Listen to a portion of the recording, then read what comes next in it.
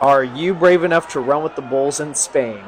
I did in 2023, and I'm going to share with you my takeaways so that you don't have to learn the lessons the hard way that I did back then. So, the first thing that I learned running with the bulls is that you need to arrive early. This is not the kind of thing where you can arrive fashionably late. So, I recommend getting there at least at 7 a.m. You've got to find a good spot. My friend and I were there at 6:30, and the police can sometimes be kind of finicky. They moved us around actually, and we almost didn't make it in because they kicked us out of the spot we were in. We had to rush to find another spot. So you've got to build in time to prepare because you do not want to fly or travel from wherever you're coming from, have the police squash your whole plans. That's going to put a whole damper. You want to have an amazing experience that's a life core memory. So you don't want to have them mess that up for you. The next thing is, I was shocked at how fast these bulls move. They are fast as lightning. So I had a bull rush past me, and its horn went right past my stomach. Thank God I was able to flatten myself against the wall, or I would have been gored by this bull. But they move so quick. They're gigantic animals, and you just have to respect the power that they have.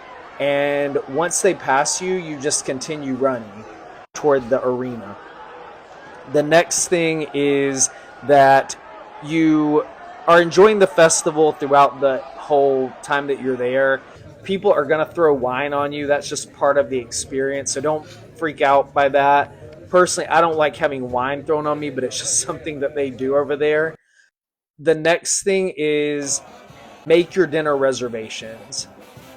It's a very tiny town, and once the festivities let out, you are competing against every single person there, and it's really young people, old people, just flooding the entire place. So I'd recommend, if you can make some reservations, do it as far in advance as possible.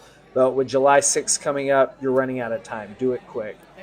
And I will just make another point that's sort of political on Spain. I was shocked at how brutal the bullfighting experience is. I loved my San Fermin experience. I love being part of Fiesta de San Fermin. It's an experience like no other. There were so many people there coming together for this wonderful fiesta. I think you could still have that without the slaughter of the bulls. And so I would love to see a future where they didn't have to do that in the end. Being from the United States, we just don't have bullfighting here. So for me to observe that firsthand, it was really shocking. And I suppose in a strange way there is artistry to it, but I don't think I'll ever go back to another bullfight again. It's not something I want to repeat. I'm glad I experienced it, but I don't think I want to spend my money in the same way again. But just be prepared. If you're going to that and you love animals like I do, then it will be something that may be unsettling for you. So disclaimer to you on that. So that was my San Fermin experience. You know, if you're headed to Pamplona, just enjoy your time and be safe out there on the streets. You will definitely remember the run for the rest of your life. Enjoy.